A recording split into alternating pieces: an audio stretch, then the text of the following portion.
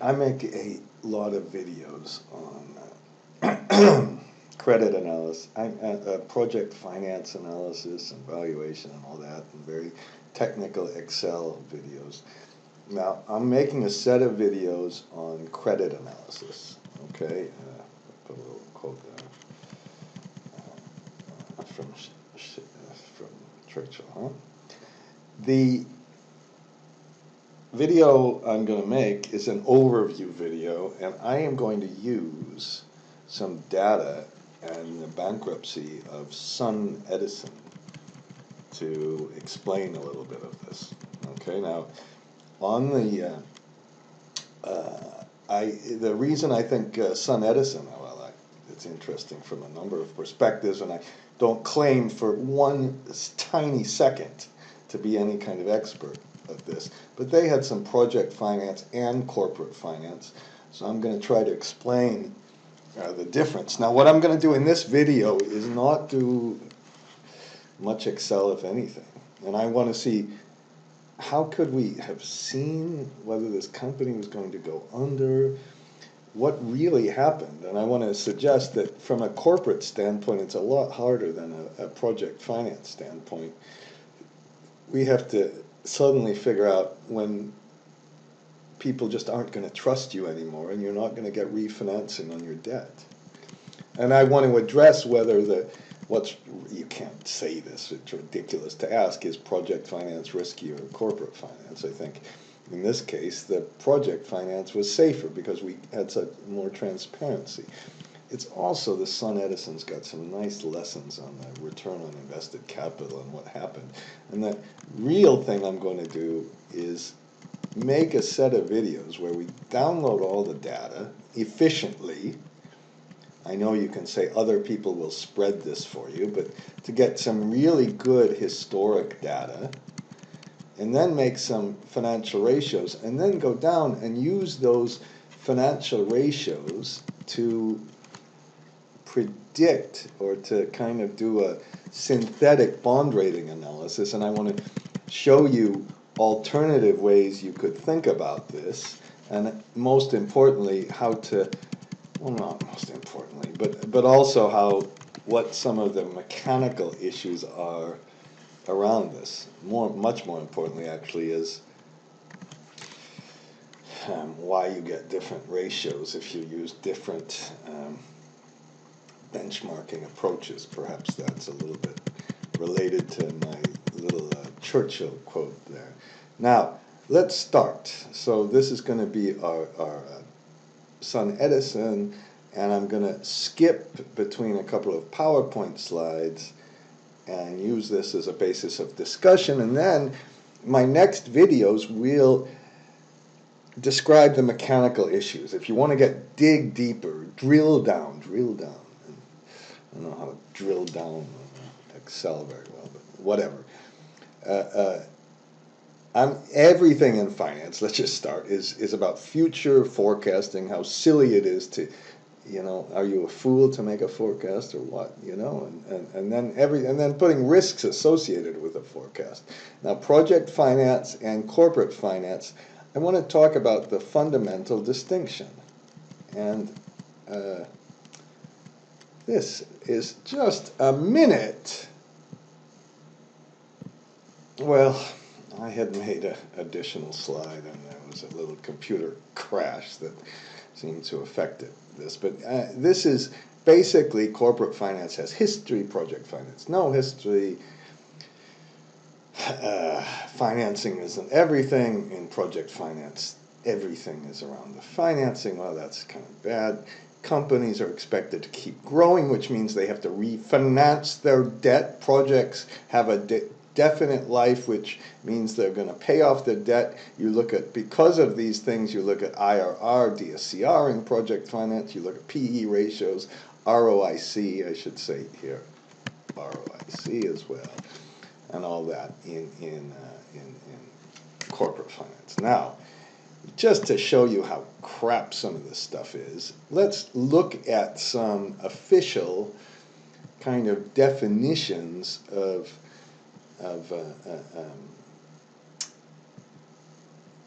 project finance. here's what you can do. You can go into chapter 2 and you look at some project finance articles, and if you go to overview of project finance, you can see kind of some classic definitions. One of the definitions is here. Okay, my wonderful quote again. And this is the raising of funds on a limited recourse or non-recourse basis to finance an economically separable project finance in which the providers of funds look primarily to the cash flow from the project as the source of funds to service their loans and provide a return on equity invested in their project. You know, this is an example of rubbish. Okay, limited recourse or full recourse, we have to understand, I agree. Okay, so, well, let's look at a different definition. Financing of a particular economic unit in which the lender is satisfied to look initially to the cash flow and earnings of the economic unit as the source of funds from which that loan will be repaid, and to assess the economic unit as collateral for the loan. Does this mean anything? It means, some of this means a little bit. I shouldn't be that bad. Okay, and let's look at the third definition. But this, for me, it's an example of why horrible people who sit there and get on the television and start making all this stuff sound so complicated. Here, let's look at this one. Project finance. What do we have here? Project finance involves the creation of a legally independent project company financed with non-recourse debt and equity from one or more corporate entities known as sponsoring firms for the purposes of financing an investment in a single-purpose asset, usually with a limited life. I'm tired from reading these. Why can't you at least make the sentences a little bit smaller? Okay, so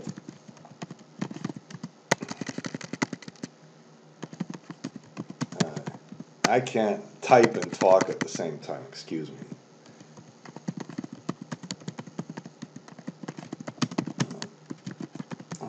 Shit. I didn't swear, it's just in French. Okay, good. Now, here's the way I define it. Oh no, I had some wonderful little things, but this is a city doesn't die. Detroit is bankrupt, but is still on Google Maps. And what happens to Detroit is it can't refinance. And these little things inside Detroit, they are projects. The city is a corporation, that's corporate finance. The little things inside the city are projects. Then we can do this with a family as well. And I put a little thing here. Here, these people died. And they were born. And before they were born, you had no idea what was going on. These people had a risk profile that changes over their life. This big family, well, they go up and down and up and down and up and down. You don't really know what's going to, they might go down so far that they'll declare bankruptcy, but they're not going to be off the map like this. Now, who is more difficult to evaluate, one person or the kind of up and down status of the family? I don't know. But when you look at corporate and project finance, in corporate finance, we're going to let's start with project finance, because let's start with people. I probably should have moved this one over here. Maybe I'm going to revise these slides. I made some, oh God, I don't know what happened, why it didn't have project finance. We're going to use these DSCRs, LLCRs, and PLCRs. Now, I want to tell you something. Beta is crap. How can we, when you go, and if you wake up in the morning and think about the risks you're going to take today, you think about buffers. And if somebody else is going to evaluate risks, that the decisions you make, they want to know if you put any real skin in the game.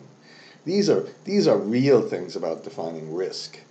Now, we can have similar buffers in corporate finance, but we have different ratios. And I'm going to talk about what these different ratios mean.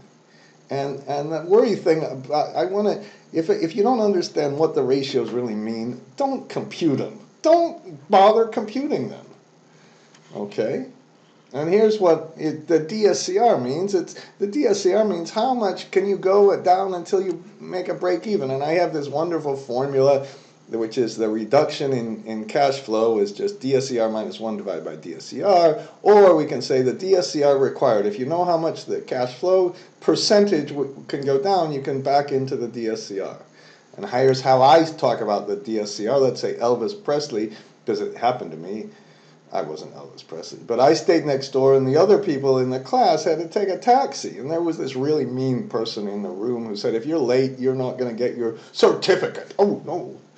I could leave 2 minutes early, and unless I fell down, I was going to make it on time. My buffer was really small.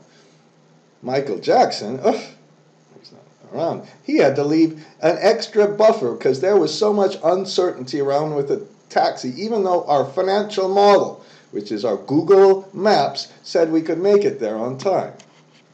Okay? Now, let's go to our son Edison. And on our son Edison, let's look at kind of what they had.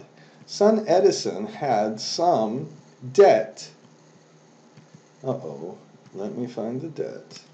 They had some debt that was non-recourse debt to different projects. And if you think about how this non-recourse debt was issued, this non-recourse debt, banks had to really study, hopefully, the individual projects. And then they had some debt associated with their yield co called Terraform.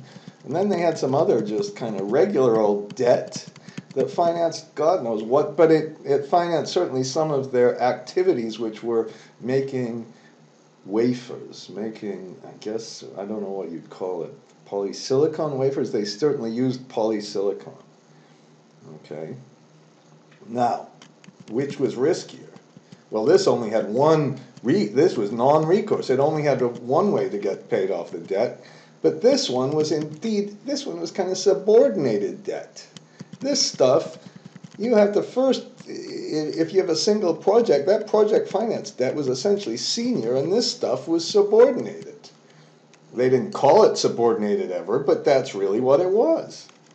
So, at the end of the day, I think that defaults on this one, the probability of getting much back from this company is not going to be very high. But this stuff, this debt should be fine. That's project finance debt versus corporate finance debt. And let's go back and then see how we study these kind of debt issues. Now I'm going to get much more detailed into this, okay? But here is kind of, why don't I go back to my slides just for a minute. So here, the debt to EBITDA, that's a balance sheet item, and that says, I wish I could find this stupid thing that I made. Because the debt to EBITDA comes from the balance sheet, and EBITDA, we could say, is cash flow or profit and loss. And here, I did Eurotunnel. In 2003, they had a debt to EBITDA of 23 times. Oh, that's good. The tunnel's lasting 50 years, 100 years, 200 years. And we can pay off all the debt in 20 years because we have cash flow coming in per year. This should say EBITDA per year. And we have debt that's just on the balance sheet. Okay, maybe I put it like that. And then we can take all this EBITDA and use it to pay off the debt. That's what the concept of debt to EBITDA is. You notice that that's different than the DSCR, which measures a buffer. So here's what I'm hoping you get out of this video, if you're still even watching it, is that you have a different way of looking at a debt to EBITDA ratio than you do as a DSCR. They measure kind of a different thing. Now the problem was Eurotunnel had to pay some interest, and this interest was more than the EBITDA, and they had to pay some CapEx. And their real cash flow was not that they could use to pay back the debt, was not EBITDA. It's EBITDA after the CapEx, interest, and taxes. And Standard & Poor's called this FFO. That's what they call FFO. And then we can take the FFO divided by the debt, and we get a negative number. This should just say FFO, cash flow, really. Okay, so basically you can compute 10 different ratios. Here's my point. They measure the time to repay the debt, and here's what I'm saying now. When Standard & Poor's makes their little tables, and it's Damaradon does this idiotic thing. It is so stupid, I can't stand it. Okay, because you have all of these credit ratios, and they say, oh, all we have to do is take these credit ratios for a corporation, and we take these credit ratios, and all we do is, if our credit ratio is here, here, we just plug them in and get our bond rating. Unless we're a utility, we use a little bit of different financial ratios. So that's what I did with our Son Edison case. And I'm going to put this all, by the way, on the website. Oops, let me go to the website. And this is it in the website. It's going to be in the folder called Financial Ratio Credit and Benchmarking. Okay, there are going to be a series of videos here. This is going to be one, and that create the scores and tell you how to download the files and everything else. And again, if you watch all the videos, answer some questions, you get a badge. You have to pay me. Not a lot. You have to pay me. Or you can get your boss to sign up for this. That would be the best. Now, so that in that case, now you can, then we get a little more detailed. And here's how we get a little more detailed. When we really look at how they come up with these ratings, and remember what's investment grade and what's junk bonds and all this stuff, okay? And here, I want you to understand why the ratio is computed and what to do. And project finance debt is basically triple B minus debt, because you don't want to be triple A. That these are these monoline insurance, but you want to push the debt up, and then stop. Push it up, stop. Get as much debt as you can and stop. Okay, and then we have standards. Whenever you see a standard in project finance for a DSCR, what kind of buffer you need, that's what we talked about. You should be thinking about that's the standard to get a triple B. In fact, here's a little Fitch thing.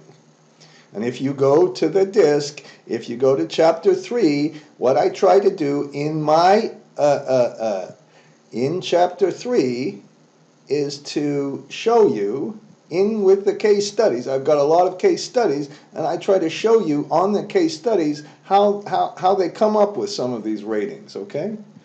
And then here's what they really do. You can compute these financial ratios, but when you compute the financial ratios, you have to do it in the context of what's a business risk score. Now, the crap about this whole thing, why this whole thing is such rubbish, is how we come up with a business score drives everything. So let's look at Son Edison again. Here we are. And I'm going to go down. Okay. Now, what I did here, and now we'll have another video to kind of work through this, is if you just use these industrial benchmarks without reflecting any business risk, the company went from AAA suddenly to double B. Oops! And then down to triple C. And why they kept getting debt kind of down here that's the mystery to me. I don't know the mystery. But then here's what we can do. We can put a different business risk in. So let's say we're a 3 business risk. That's a riskier one. If we're 1 business risk, then we don't even have trouble at the very end. We're okay if that's a really safe company.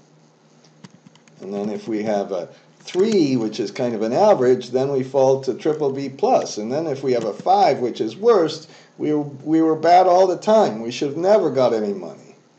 Or you can do it kind of with another technique. This is again from Standard & Poor's. Here's if you're a 1 business risk or a 5, this is what you're getting. It didn't work quite as well on this one. Okay, and I'm going to show you in another video, which I really hope you watch, how to use the interpolate function to do all of these things. So I'm going to go through it. I hope to make it not too tedious and show you how you can get these ratios. And the real question is what business risk you have.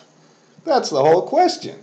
And here's another thing, Standard & Poor's, where here's what they do. They say, here's your profile, here's your risk. They use 3 financial ratios. One that measures the cash flow to debt. They should say this is time to repay. I don't care. Whenever you took cash flow relative to the debt, it's not cash flow. It's cash flow. It's really timing. And then the debt to leverage, that's the skin in the game, which I'll talk a little bit more about in another video. And then they can go, they have all these other things. I think this was for utilities, where they said, okay, here's the interest coverage ratio. If we have a 3 times interest coverage and we're 1 rated, then we've got a AA. If we have the same 3 times interest coverage and we're 7 rated, then we get, I should have maybe put this down here a little bit. Okay. Then we're a BB. So the same ratio can mean something completely different.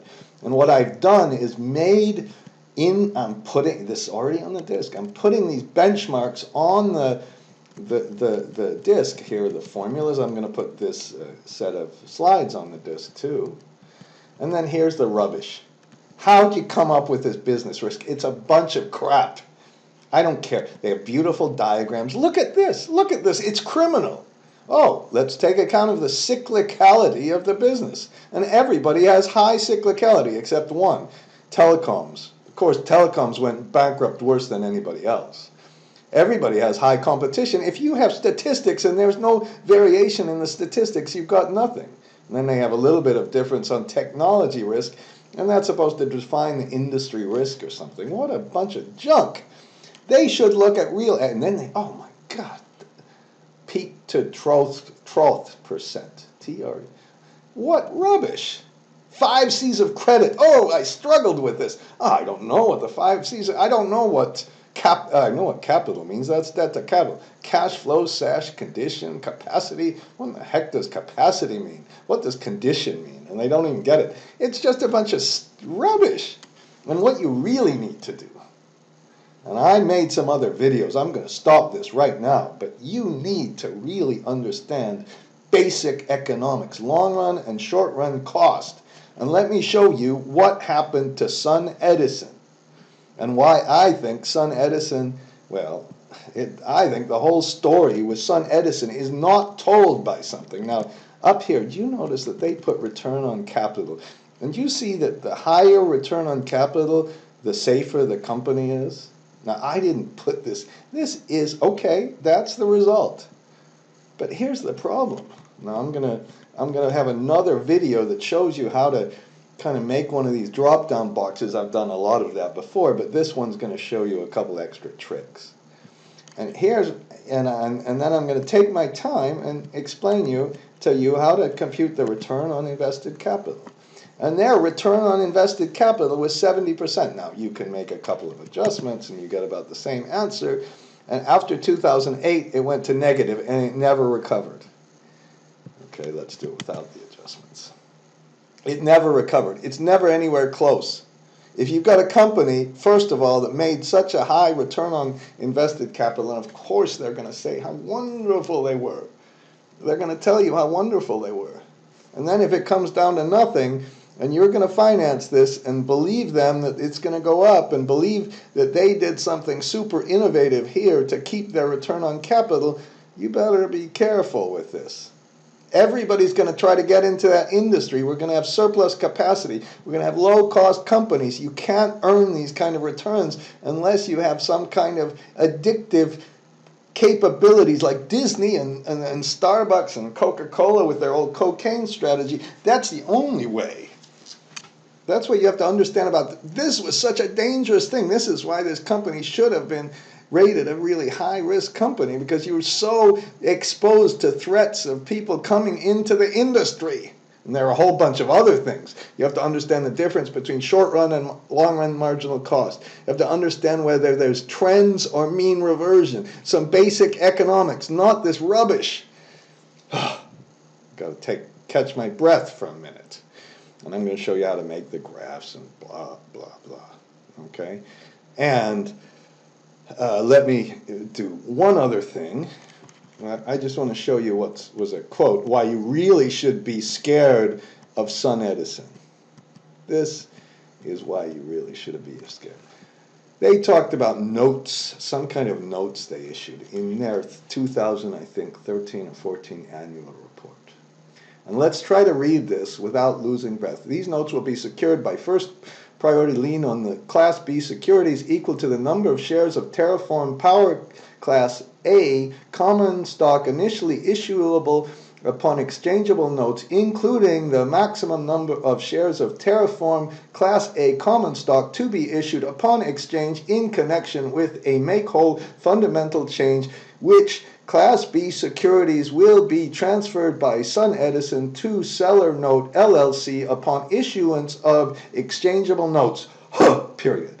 Sun Edison will transfer the Seller Note LLC, and the Seller Note LLC will pledge on a first priority basis additional shares on the Class B securities in connection with any adjustments to the exchange rate, so that at all times the Class B securities equal to the full number of the shares of Terraform Class A common stock issuable upon exchange of exchangeable notes shall be held by Seller Note LLC and subject to the first priority lien. The exchangeable notes are fully and unconditionally guaranteed by Sun Edison. The exchangeable notes and guarantees are pari passu, Latin, in right of payment to Sun Edison's obligations. If you see something like this, maybe you should run away really fast. You should understand the cash flow of a company, and if they're spending a whole bunch of money writing this kind of stuff up, what a danger sign that is. Okay, and that's the end of this video. That's a long video.